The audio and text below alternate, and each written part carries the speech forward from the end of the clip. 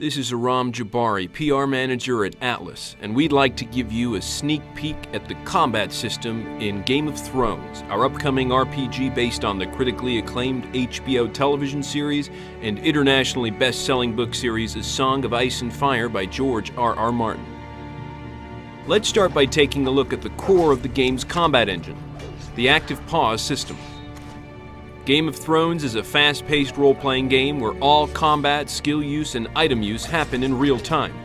When the pulse-pounding action becomes overwhelming, the player can slow down time to better make strategic decisions like giving allies orders or choosing to use some of their character's skills to help turn the tide of the fight. It's important to note that time can never be stopped outright, as it can in many other games. This serves to preserve the tension and urgency one would expect from fights in the Game of Thrones universe.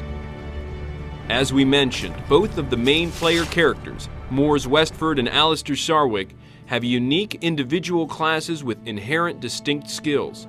Mors, a hardened warrior of the Night's Watch, can fight as a landed knight, a brutish hedge knight, or as a fierce Magnar. Alistair, a red priest, can fight as an archer, a sellsword, or as a water dancer. These different classes will determine the weapons and armor that Mors and Alistair can use. A hedge knight may use cumbersome two-handed weapons and sweeping attacks, while a landed knight will fight best with his sword and shield combination.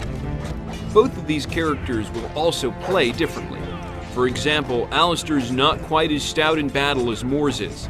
When facing multiple enemies, Alistair will typically prefer to not stand and fight. To this point, Alistair will have many more options that involve engaging enemies at range, while Mors will usually need to take the fight right to the enemy.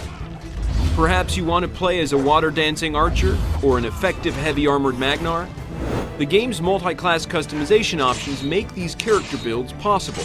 You also have the ability to eschew the multi-class path in favor of becoming a specialist in one class and gaining the upper-tier skills for that particular class.